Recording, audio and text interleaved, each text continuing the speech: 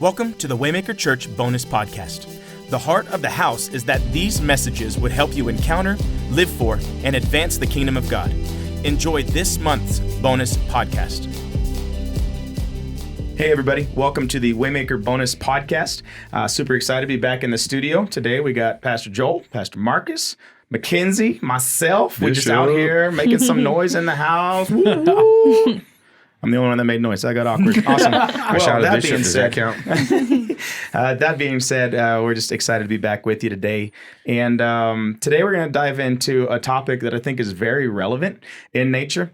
Before we do so, that constant reminder, and if these things are serving you in your life in any way, shape, or form, that they're a blessing at all, maybe they're speaking into situations, you're like, whoa, never even thought of it like that. We'd encourage you to share it. Whatever media platform you're on, social media platform you're on, share it. Share the information, share the news, continue to expand the reach. It's intriguing. I get to see the back end of some of the things here just in posting this stuff. And it's amazing where this podcast lands all over the world. And so we just continue to do it. So his name will be known. This has nothing to do with us. It just has to do with the fact that within our lifespans, he's given us some insight and information, and we're going, well, why not share it? What good is it if it just lives in our head, you know?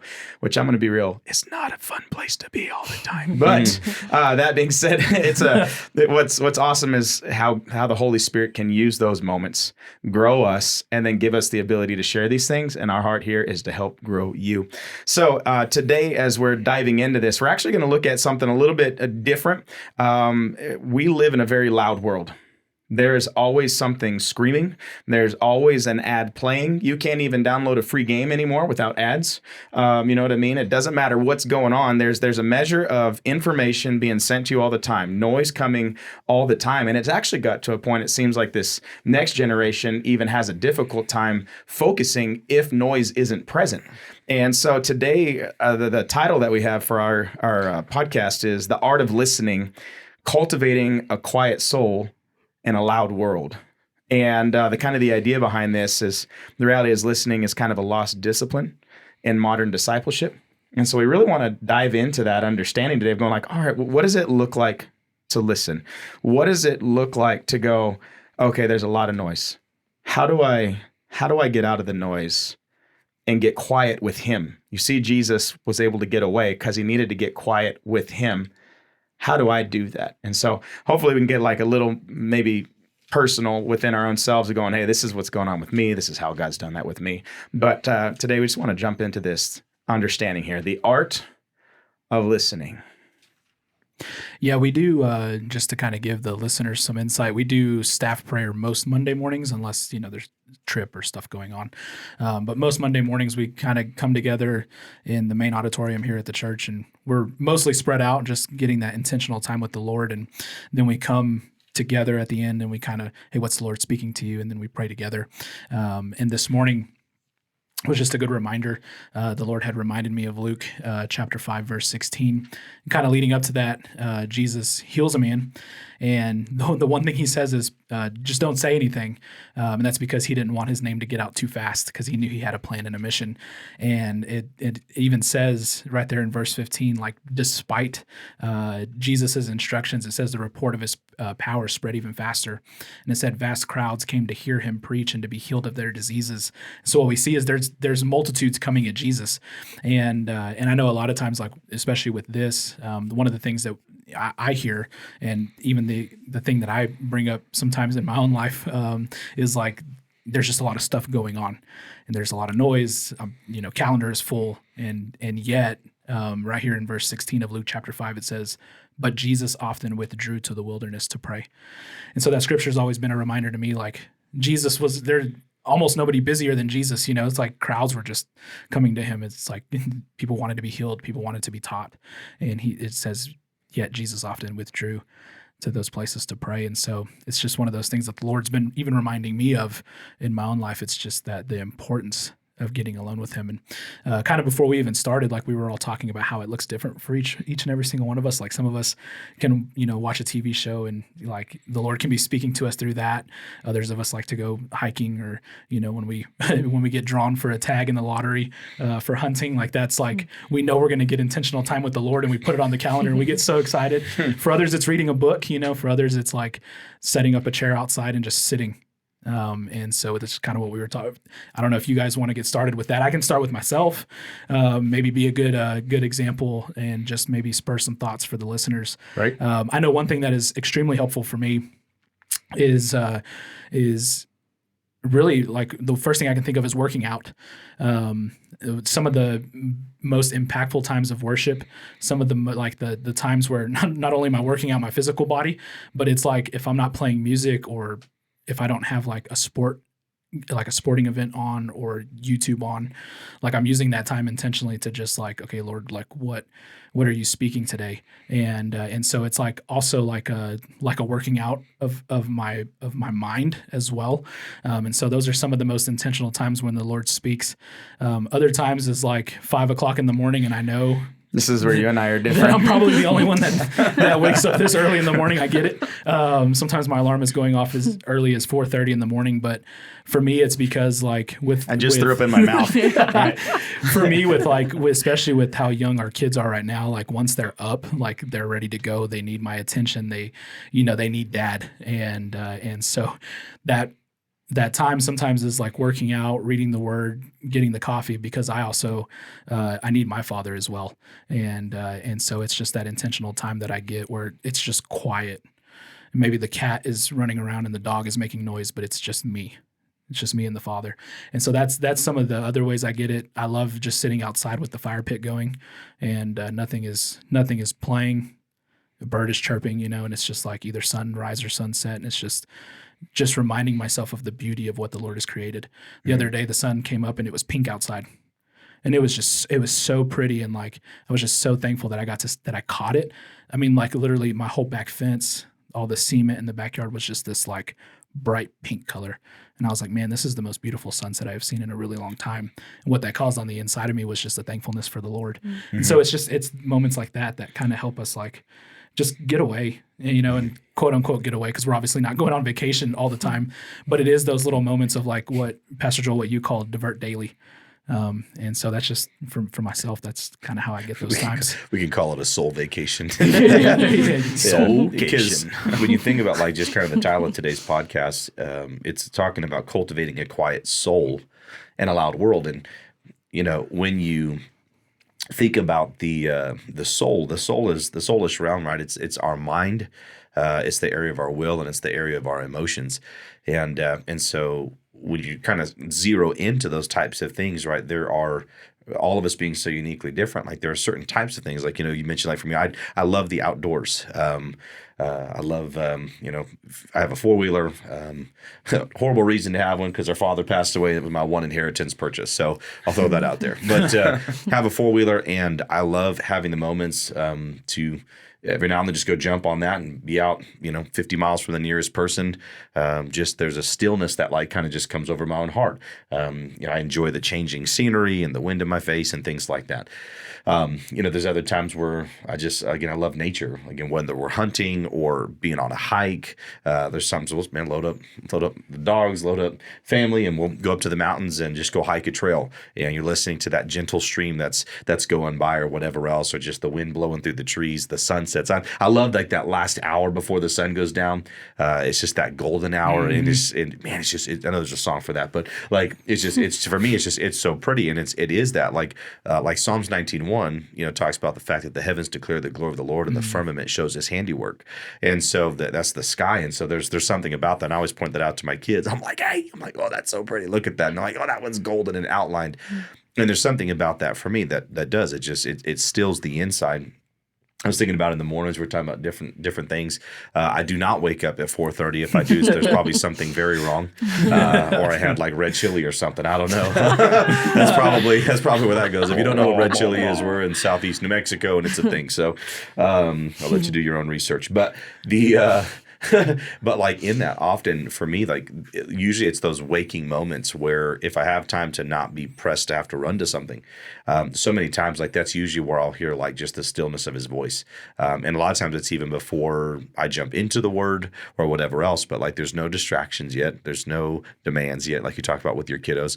And so it's, for me, a lot of times it's in moments like that where all of a sudden, man, he speaks, or you sense that nearness, and there's a quiet, there's kind of that gentle hush that just kind of comes over that inner man that refreshes you. And even dumb stuff, sometimes heading home from the long day, it's as simple as like taking a handful of sunflower seeds and cracking the window on the truck and just cruising with the wind, blowing in my face and having the radio off and just enjoying myself driving down the road produces some soul quiet. So those are just kind of some practicals in my own journey so far.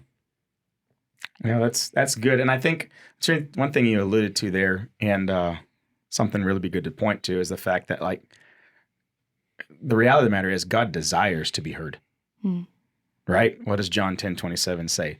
My sheep listen to my voice. My sheep hear me. And actually it gets to the point that we know his voice. So the reality of the matter is like the idea of quieting our soul isn't just another thing on the list for us to do, but it's actually us being intentional, going like, okay, God, what do you have to say? What do you want to say? What do you have for today? Or how do you think today went? What can I work on? What can I do?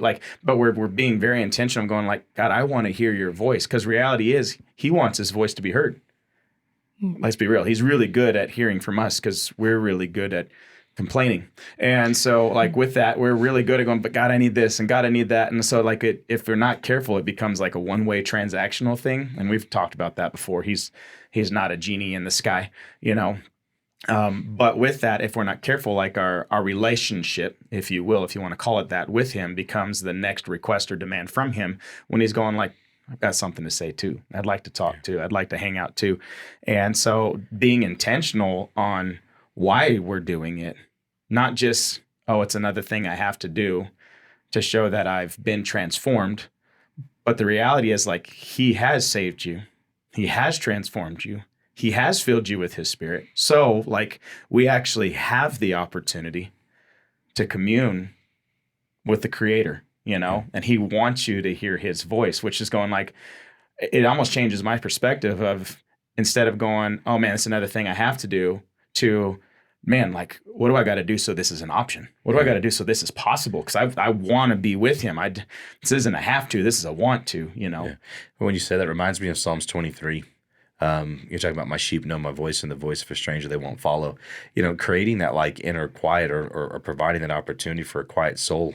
If we don't have that, we're not going to be able to hear when he wants to lead us beside the still and the quiet waters. And it's in that place where he actually restores our soul. And I think that that's one of those things that for some reason, I talked about it yesterday in the message, where just from an observational standpoint in our culture, it seems like we can be a little bit afraid of quiet potentially, or just we have some sort of reservation. We live in such a connected world now. I actually literally saw a video today, and it actually made me like miss my childhood. Like it was really weird, where they were like, if you were born in the 80s or the 90s, and it was talking about like, and it was weird because the way it was presented in the video was, obviously us being the last generation that lived before a lot of the technological advances, but then also being the first generation to have to learn how to navigate and live with the new technology. And obviously there's beauty to both sides, and it's not that like, technology is, evil or something. It can be used for evil, but there's a lot of amazing tools. And I laugh because I remember some of the things they said about things like technology is that, hey, this with email and all these other things, it'll become so easy. You'll have so much time, you won't even know what to do with it. Like that was one of the things about the technology push, is that this will make your life so easy. You're going to have more time than ever before. Do you know how much time I spend deleting emails? Dude, for sure. And obviously, exactly, we know that it's actually become the opposite, that we've almost become slave to the things that are in front of us. And whether that's like the news cycle or social media or text messaging and phone calls, just that ability to always be instantly reached. Probably another reason why I love the mountains is that there's no self-service out there. And I have a legit, honest excuse why I'm telling you the truth. I was out of cell range. I apologize, right? And I think that there's Not something. Not anymore. It's the SOS satellite version now. My phone broke. It fell out my pocket or something. But it's just, so to me within that, but like if we don't, you talk about Jesus being the good shepherd, essentially like if we don't figure out how to cultivate and find out what those like natural rhythms are for ourselves, again, like I said, what we've talked about from the outdoors or whatever, like if we don't do that, if we don't learn what those things are, like we'll potentially miss the opportunity for him, again, to lead us beside the still and the quiet waters, to lead us to that place of rest, which I think so many of us, we all desperately need. Like we live in an overscheduled, high-paced world that, especially in America, like one of our idols and one of our gods that we serve is just progress and productivity. And it's like on the one side, like progress isn't bad. It's a good thing. Productivity is good. But like we're such slaves to it, and we constantly are sacrificing our lives to it instead of being able to find those things. And it's like, so you kind of come to these weird things. It's like, do I actually believe that Jesus is enough, or do I just need to do more to produce more just in case he doesn't come through? And like there's, like I said, those are kind of some of those kind of gray areas that you're like, oh, dude. But ultimately, the heart behind it is just that we want to get to the place of just that peace and rest. And I think it can happen in a number of different ways. It can be something simple as taking a walk, or sitting outside, like you said, sitting around a fire pit, man, listening to the birds. It's just finding ways to eliminate distraction, And that's what Psalms 46:10 talks about. It says, "Be still and know that I'm God." And that's always a challenge, but it's definitely a needed pursuit. Mm-hmm. I think too, like to piggyback off of that, is that sometimes we get so busy that then we forget to even schedule our quiet times. So then we're just saying, oh, we'll do it when we get home. Oh, we'll do it at lunch. Oh, we'll do it in the morning. Oh, we'll do it here. Well, then the day keeps going. And then now we have forgot to make time to be in that still moment to say, okay, quiet myself, quiet my mind, quiet my heart, my soul, just get before the Lord and see, okay, what is he speaking? Where is he speaking? And, even for myself, a lot of times that's the simplicity of just journaling, because then there's no worship music on, there's no talking. It's in my living room or it's in my spare bedroom, whatever the case. But I'm just sitting and writing all my thoughts down if I want to, having a conversation with the Lord on there, and just letting it be in this still and quietness to be where it's easily accessible. Sometimes during the day, if I'm like, wow, it's overwhelming today, I'm going to go walk off, whether it's sit in my car, whether it go straight to the bathroom, whatever the case, but sit down, even right on my phone, even turn it on, do not disturb, and just journal away all the thoughts and all the things just to get, okay, Lord, what is it that you're wanting to do next? How can I find you in the midst of what's happening? And sometimes that's even video games of creative things, like that could be Minecraft, that could be anything, just to sit and be creative and let your brain be at rest of all the to-dos, all of the things that's coming next, all the things that tomorrow holds, that today was, what yesterday was, what it will be, what it could have been, all of the things. To say, let me be creative with my Creator, and to have that day structured in such a way of allowing yourself to have that simplicity of quiet. So good. I think there's a lot of people, I just kind of, as you're talking, there's kind of my spirit was kind of rising up on the inside of me going like, there's a lot of people that I think even if they're listening right now might go, but I feel so dry, I don't feel like I can connect. Even if I created the time. And so I actually bowed the question on the inside for us is going like, when's the last time you felt crazy dry? And when you stop and think about it, just going like, man, it doesn't seem like I can hear his voice. It doesn't seem like, but if you stop and actually look at that season, however long it may be, it could have been a week, could have been a month, could have been like 4 months. You just didn't really feel like you were hearing from him. Like you know how it is. You're like kind of confident, but you're not really confident.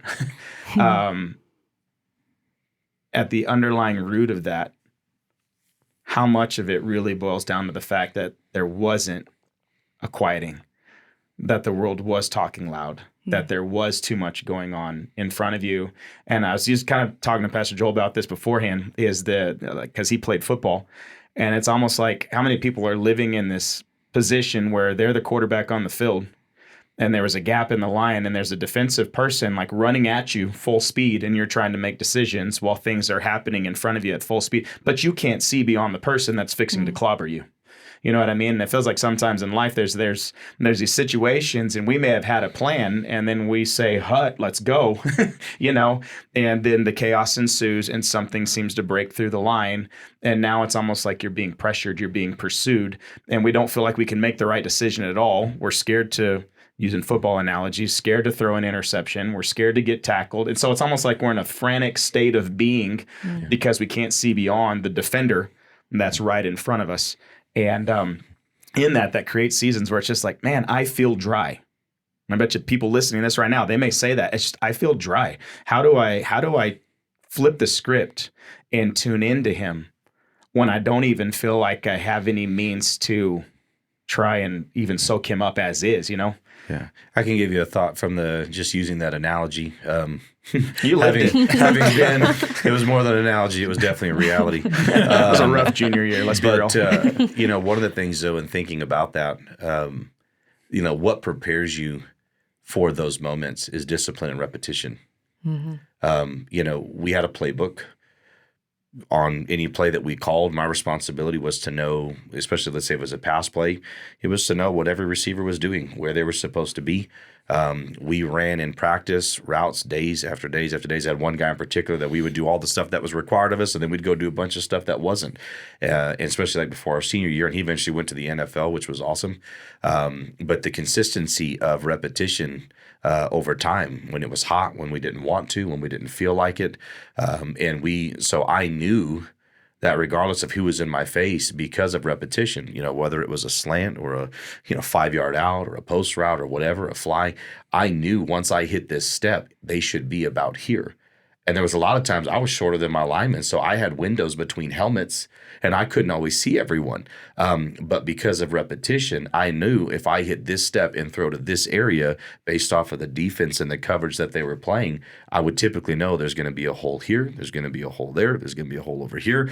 And so just out of that habit of repetition, like I knew how to react and respond. And I think a lot of times it seems like we might have a tendency in our culture to wait till things are rough to then try to get quiet. But like part of what we're talking about is like it's cultivating a quiet soul. So this is something that happens through repetition over time. So if I have created pathways in areas of my life where it's out of habit. You talk about journaling, talk about out, just being out, working out, all those types of things. Like those are just spaces that you're creating, and you're creating disciplines to be there and to do it consistently, so that like when the world gets loud, you already have those defined paths to go back. Yeah. And sometimes I had to scramble for sure and take off running, and sometimes I had to run the ball instead of passing it or whatever else. And there were times where we were successful, times where we weren't, times where I did throw interceptions, quite a few actually, and and stuff like that. Never fumbled at doing that though, which was good. And there was times we had victory, times where we had defeat. But in that though, the whole key really that we're kind of talking about is like, first you just have to identify like what are the things in life. And I think that just often I'm realizing more and more as I age that people haven't really spent the time to learn that. Like we just kind of go with the flow of culture. And so the hope of this particular podcast, I think to some degree is just maybe to try to create some awareness of like, hey, these are just some spaces that we actually need to create if you don't already have them. And some people may be locked in on it. Like it could be a hobby, it could be woodworking. I mean, who knows? But it's whatever it is that can put you in that position to hear his voice, where he can speak to you, that your heart is at rest. And it doesn't mean you're always, like you said, it could be cutting the grass. And it's not always a lack of activity. It doesn't mean you're like shut in a closet, like with no lights on, like, Lord, speak to me. Like, that's weird. I'd walk in your house and be like, what you doing? Like, but it's just stuff like that that can just create spaces. But again, to me, repetition in the seasons that aren't so intense, I think are actually what prepare you for the others. Because now it's like lifting, it's muscle memory. A lot of what we did was just muscle memory. You did it so many stinking times. You think playing football, blocking, I mean, all this stuff. It's just, you did it so many times. Every time you screw up, what did your coach say? Run it again. And you would just develop that mentality of like, okay, this is just what it is. This is how it works. And then it prepares you to be successful in the moments of adversity. Yeah, I think for myself in those seasons, it's like we use the football analogy, and I played for 14 years and started for forever. Yeah. Although, anyway, all right. I don't want to talk about how old I am now. Old. But I think for me like going back to the analogy, it's like the times I got smacked in the mouth and just got absolutely ran over were the times I underestimated who was in front of me. And got full of self, got overconfident, And when I think back to the drier seasons that I've had over the last 13 years, it's usually that, where it's like I become self-sufficient. I think I've got it all, I think I've got everything under control. And then I start underestimating things, start overestimating myself, and just that need for that, what, Jesus said, give us today our daily bread. And I start to think, oh, I got this, Yeah. And Josh, you asked that question earlier, hey, thinking back to your own life, whatever else, when you feel like you're in a dry place, typically, what is it? I do know sometimes the Lord does lead us into wilderness seasons, and just like Jesus led by the Spirit into the wilderness to be tested, I do think there are times of testing in our life that can we just be consistent, faithful, and obedient even when we don't feel them, and because it's not all supposed to be about emotions, but a lot of the other times for me, it's that same thing, whether it's a lack of consistency in the Word, lack of just that you're just going through the motions, and it's easy to, I think that's the weirdest thing, like the more you know Jesus. So here's a careful caution for all you long-term believers out there. I think that it's possible for you to become so good at being a Christian that you don't need Jesus anymore. Your experience, your understanding, your knowledge of the Word, the wisdom you gain, all of those types of things, that you can actually figure out how to answer most things and do a lot of things. And you can do it in such a way where you're not doing Proverbs 3, 5, and 6 anymore. The word alludes to that. Like you have a form of godliness, but you're denying its power. You know what I mean? Like it's just. So it's just one of those things. It's just a tale of caution. Just remember who's out front and who's supposed to be out front, and that's a big part of why, to me, cultivating that quiet soul. Because there may be times when it seems you think because of experience and where you've been, oh, this is what I should do. This is what is right. And it may just be that today that was the key to victory. That was the play to run forever. But maybe today's circumstances in this moment and what's in front of you in the future isn't going to be the same as last time. And so you want to be able to allow yourself to be in a position for a coach to call in a play from the box because he has a different, by the way, the box is that little part where they sit real high up in a stadium. For all you people that are like, Jesus in a box? Like, it's not, no cardboard. But basically what it is, that coach that's up in the box, you'll see the guys on the sidelines with the earphones on and all of that kind of stuff, and they can talk to whoever's up there. That person that's up in the box carries a different vantage point and perspective of what's taking place on that field. And you as an athlete and a player, what you're limited to of what's in front of you, their perspective, they're seeing the big picture, and you're getting that close up. And so they're seeing tendencies and opportunities and things that you can't. And so at times they're going to call it a different play that doesn't make sense to you, but often it'll put you in a position to win because they're keying in on things that you can't see. And I think that's a big part of like how it is with the Lord. Like we can get so full of our just confident in what we know and what we've experienced that it's like we can almost like fail to listen to that play call from heaven where he's just like, hey, dude, like run this play. And we're just like, no, Lord, just I got it.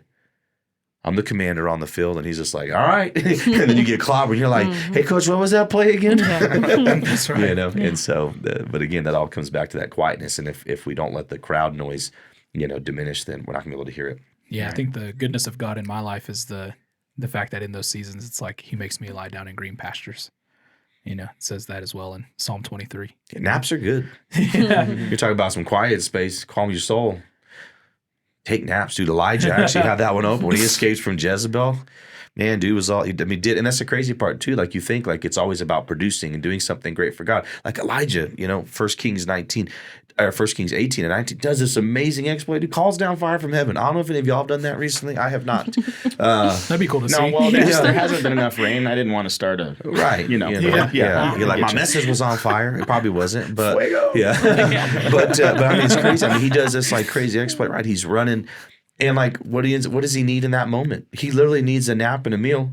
And an angel wakes him up, feeds him, and he goes back. And sometimes you need 2 naps. And, so that's what's crazy. I know it seems foolish, but like, it's like, don't, like, even in those types of moments, like, don't negate just rest. I mean, God even like created the Sabbath, like for us just to be able to rest and replenish so that our soul, man, that inner man, like we're not machines, like we're not made to go all the time. And that's kind of where our culture has pushed to, right? It's all about the grind, the hustle, maximizing this and taking over that and doing my side hustles here and having my main job and 3 different side hustle jobs so that I can have a fat check and a nice car and a big house and whatever else. And yet all the while, all of these things end up not producing the things that they seem to promise. And you have no peace, no rest. You're overwhelmed. You have no time. And it's like, no, man, like learn how maybe you just need to take a nap and chill. Right. Right. And that's the reality of it. Actually, if we can really grab onto this, the noise actually competes for your attention. Like the enemy understands, especially with those within the body of Christ, he may not be able to grab you by pulling you into something evil because you're just like, no, I know better. But if he can create enough noise that you're distracted, right? What does Mark 4:19 said? The worries of this life, the deceitful interests, all these other things will come in and choke out the word. And so it's like, well, I know what the word says, but this seems really hard and this seems really difficult. And I don't seem like I can get to the other side of it. But like I've got all these bills and God's blessed me with the promotion, but now that promotion pulls me out of being a part of his body on Sundays. And like it's amazing, all these things. So he might not be able to walk you into something that is just obviously evil, but he can create enough noise and enough anxiety and enough of these other things to where all of a sudden we're going like, oh man, I've got to pay that bill, which means I got to pick up some extra things, but this is the car, and this is the car that I wanted. And I felt like he was blessing me with this car, but now it's stretched me to the point I need more money. And like, it's funny how it works. It's always amazed me. And I've been guilty of this myself, how often you're going like, God, I'm not sure if I hear you on this, but then there's something you want. And it's just like, Father, of course you're blessing me. That is amazing, God. You are so good. Let's go do it. You're like, Lord, I thank you for blessing me with said thing. Yeah. And then 24 months later, you're going like, man, I'm stuck in this for another 4 years. Because I said yes, but it's no longer a blessing. And now I'm having to take that quote unquote promotion to be able to afford it. But that promotion's now pulling me away from you. Was this really a blessing? So it's intriguing because he's really good. Noise competes for your attention. Like the worries of this life, the deceitfulness of riches, the lust of all these other things, it comes in and chokes out the word. And so how do we counter that? How do we come to a place of going like, no, you're my focus. No, you have my attention. No, like it's the art of no.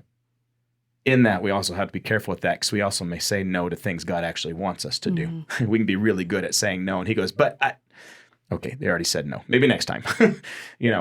So all that said, like, yes, he desires to be heard. But we got to recognize that there's noise that competes for our attention. And overcoming that, just simply going like, all right, God, like, I just need to quiet the noise. And we've already talked about laying down by still waters. Like, he's going to guide you there, resting, having those times just going like, you know what, maybe people have a hard time sleeping at night. But really, like, worrying is like a rocking chair, right? Gives you something to do, but doesn't get you anywhere. Why are we worrying about it? What are we thinking? Are we actually up? Are we physically working on the problem? No, probably not. Then why are we giving it so much thought and attention? Yeah. And it's just those times of going like, that's actually robbing you of peace and joy and comfort because we can't silence it there to even go to sleep. Well, I mentioned it earlier, you use the football analogy. Again, I talked about repetition and just disciplines.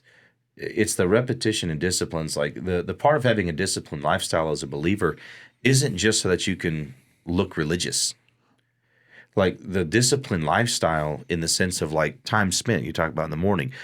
It's like when you're trying to figure out, okay, do I do what God wants or am I doing what I want? Like sometimes it's tough to decipher that. Well, the reason that it's difficult is if we don't actually have the spiritual discipline to just make it consistent. Like if I'm inconsistent in quieting my soul enough to hear him speak, I'm always going to struggle to hear his voice.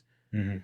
Right? Because again, Elijah in 1 Kings 19, after great exploits and there's the noise of the world, there's the noise of Jezebel, I'm going to kill you. I'm going to make you just like one of them. He is fleeing for his life. His emotions are all over. He's suicidal, right? He's got all kinds of fear and anxiety. And he literally runs in the strength of the second mill, for like 50 days or something like that. And he really runs forever. He ends up in this, cave. And it's interesting to me because again, I feel like we have this expectation on times for God to speak in the big moments of life. And we got, it's the clouds parting and we just have this, thus saith the Lord type moments, and then you get to that part where it talks about that the Lord passes by and there's the great and strong wind, that there's the earthquake and the rocks are breaking and there's the earthquake, then there's the fire that's like burning the mountain. And literally after all of it, right, was it say that like the Lord wasn't in it. And then after all of those things, there was a still small voice. And really that's the whole key of like, why do we need soul quiet? Yeah. It's the still small voice. Yeah. Like that's what we need. And but we have to. My soul would probably be quiet if I ran for 50 days straight. Everything else probably be quiet too. I don't know wasn't that food, but it must have been some good, probably angel food cake. That's right. I can't back that. That's a really dumb joke. With caffeine. That's right. He's like caffeine and potentially narcotics. We don't know. Right. I had no idea. Just joking. That's terrible. But I think that's a great point that you're alluding to there. Is like a quiet soul actually makes room for God. It doesn't necessarily hope that God makes room. It just goes, time out. I see and hear all these other things, but you, Father. Yeah. And I really hope that a lot of people can grab on to actually the simplicity in that. Yeah. Because I believe what the enemy wants is you to think that it's too chaotic and it's too much and there's just no way. Well, the title of this, the first part of it, is The Art of Listening. And it's funny because, you think of like the art of listening, you think like, oh, shouldn't we just be able to hear? Not really. Like it's a cultivated process. Like you actually have to train your ear to hear. You have to train your heart to hear the things of the kingdom of God. Like you have to train your heart to hear his voice. And the only way you do that is by spending enough time. And even that's not like a scheduled thing, in the sense of like, oh, well, I have to do X, Y, and Z. But like if you don't create the space and you have all of those, you're never going to hear. Yeah. And that's where a lot of times I think that's where we struggle, in life, where we're just like, oh man, I want to hear God speak to me, but I don't know if he's speaking to me. Maybe he is. And that's kind of what we talked about yesterday. It's funny because I didn't even think about that before we came in here, until y'all brought it up. Because that wasn't in my notes, actually. It was just that moment of again, our society is just, we have a tendency to seem to be afraid of silence and stillness. And you talk about just kind of being raw. There's a lot of times, I mentioned this earlier, there's a lot of times that I don't like this stillness. I joke around with like my mentor, different ones, where I'm just like, what the worst part about like when I'm out and I'm like by myself is I'm there. And I say that as a joke, but I'm like, man, like there are just times where like if you let your heart get out of whack or you let your mind get overwhelmed and then you're stuck by yourself doing whatever and you're stuck with you and you realize, dang, I can't get away from this dude. Because I sometimes like I don't like the where my thoughts are at. I don't like what's in my heart. Like I don't like the things that I feel like, oh man, you realize, man, I'm letting that area of my life slip. And the weight of some of those moments, you're like, dude. And so like you just want to be at peace. And so that's where I realized like not waiting until you're so burnt out and raw that you get to that moment, you're like, I don't want to do that again. But it's actually having those regular rhythms that actually allows the space for your heart and your mind and your soul to decompress, where you can process it out with the Lord and ask the questions and pray about it and let him speak to you. And as you speak to him and he gives you the daily bread and he just helps you to like navigate and walk through, and you can actually be healthy in the process instead of waiting until stuff hits the fan and you're unhealthy to then try to go into repair mode. It's like, no, let's go to preparation mode and let him do the work ahead of time instead of always asking him to fix it after the fact. Right. Random thought. That was good. It's good. It's good. Well, I was sitting here. I don't want to like commandeer the microphone again. It was intriguing while I was sitting here. He's going, the Holy Spirit is literally telling me, I've actually empowered you to be able to silence the things. Like if my spirit's living on the inside of you, I've actually empowered you to be able to silence those things. And then he reminded me, it's not by might nor by power, but by my spirit. And so maybe that's part of those moments you're just like, But maybe that's part of it is we're trying to create space out of our own power and our own might, when in all reality, it is to be spirit-led. And I know that could go down a whole other thing. So if someone that doesn't understand what we're saying about being spirit-led, they may go like, wait, what? And feel free to contact the church. We'd love to have a conversation with you. But I think like if in a lot of these things, that's what Elijah dealt with. He just had an incredible act with God. And it's actually God who performed the miracle. But it's like he carried the weight as though he did it himself. It's like he knew better, but that's the weight he carried. And so he was fleeing under his own strength. And even then, he didn't get fully where he's going until God intervened again. You can imagine him being in that situation, though. I mean, from a natural standpoint, a lot of times we look at the spiritual implication of the story and like what happened in the miracle, and it's just crazy, right? Fire from heaven and soaking with water. You're just like, wow. But I mean, you stop and you think about that from a natural standpoint. He was out there all day. Because for over half a day to that time of the evening sacrifice, they're out there trying to do their thing and cutting themselves with stones. And I love that story because he's talking trash the whole time. Like, it's so good. I don't realize how deep-seated of a core value that is, but I really do enjoy it. And then after all of that, then he turns around, prepare. So they still have to build an altar. They have to sacrifice the animals. They have to lay it out. Then how long does it take them to bring the water? How many times they went back to get and bring more water? So it's like you wonder, even just in the number of hours in the day, how long had passed by before it even came to the point where fire comes down and does the thing. And then on top of that, they go and gather up. It didn't say how long it took to gather up. They go and gather up all of the false prophets, the 400 prophets or 450 prophets of Baal, the 400 prophets of Asherah. So you're talking 850 people, and they kill them. That takes time. And I know it's crazy to think in that part, but it's just of what they're doing. And so now think of the physical exertion, the emotional, the mental, like all of those components. And all of a sudden now the next day, you got to be spent. Like yesterday, I told my wife, we were walking out of the church. I was like, I feel poured out, man, preached my heart out, like was tired, helping to lead worship. We've been running all weekend long. And I was just like, man, like I just felt emptied in a good way. Like it wasn't a bad day, but I was like, whoa. But you think about it. And then all of a sudden now the test comes. Hey, I'm going to kill you, make you just like one of them, Elijah. And homeboy's just tired and he's poured out and all of a sudden it's like, and that's the thing about that silence. It's almost like the demons of your past show up. I am no better than my father. I'm no better than his father. Lord, I shouldn't have been born. Just kill me. and God's like, time out. Hey, man, let's take a nap. Yeah. And let's eat some food. And he wakes back up. He's like, take another nap, And so and I think, and it's kind of funny because we're all kind of laughing about it as I say that, but I think that's a reality that sometimes I think that it's almost a form of pride that we can think that like, no, I have to have the stamina and the prowess and the leadership tenacity to do all of these things as if God wasn't the one that just dropped fire from heaven. Yeah. Yeah. So it's just crazy. And so there's that part where we co-labor with him. We don't take his place. But if we're not connected, we won't hear it or see it. Mm-hmm. I don't know where all that came from. Came from your mouth and your heart, because out of the heart the mouth speaks. That's scriptural.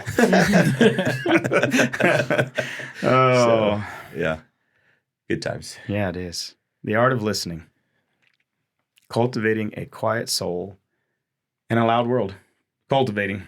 That in and of itself, that's groundwork that has to be done. Thinking y'all have any final thoughts? Yeah, I was like, that's good stuff. Double homeboy, home jack. We jack the mics right here. We're Yeah, like, I shall say, it's whatever. That's how it is. I think the only tiny thing that I would also just have an encouragement for is sometimes when we have a cluttered home, we can have a cluttered mind. So I feel judged. You just straight up told people, clean your house. No, it's so true. No, it But is. it It's is. all true. And when Yep. your brain is seeing all the clutter, your brain is saying everything is half finished. So even if you're sitting on the couch enjoying time, your brain is like doing double work to try to calm it down, knowing that there's something unfinished. So then you'll never actually be able to simply have that peace. So you're actually, when you're sitting and doing nothing, trying to have that moment, you're actually robbing yourself of pure time to actually have that moment of true stillness and just enjoying the moment. And that could also go for your car too.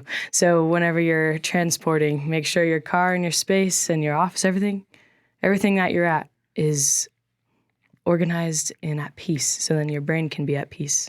So then you can have your spirit at peace. So that's all I would encourage That's with. a great insight. good. Yeah. Yeah, you stay in a state of chaos. Well, and that's that element of discipline. You talk about just daily disciplines. It's like you don't have to pile up laundry for 2 weeks and then have a laundry day that destroys every ounce of day off that you have. It's Right. like you could do disciplined little by little. Hey, do this part today, Do it small. that part tomorrow. Yep. And those incremental things are actually and that's the funny part. Like all the things, like it feels like this huge spiritual complex, like, thought. And it's like, legitimately, it always comes back to like the most like little things. How many times we're like, get in the word, it's like, manage your space. Like, don't just like use your floorboard as a trash bin, in your car or whatever else. Yeah. Like it is crazy because it's always the little things. Yep. And if you it feel does judged create- right now, know that's conviction speaking. No, No it's judgment. it's just what it is. And you realize too, you're spot on, because the kingdom is God is a God of order. Yep. And I think he created us for that divine order. And we have to learn to fall in with that. Yeah. Yeah. That's good. Yeah, I think the last thought I have is we have learned to tune our ears to a lot of different things, and it is an art to tune our ear to the Lord, because He's always speaking. We were literally just last night watching a game show, and there was 2 contestants competing, and they had part of it was they were just playing somebody impersonating different celebrities. So there wasn't a picture on the screen. There was just the audio, and they were able to tell what celebrity was being impersonated, literally just off of hearing. And it made me think about, as y'all were talking about that in particular. I mean, that literally we watched that last night.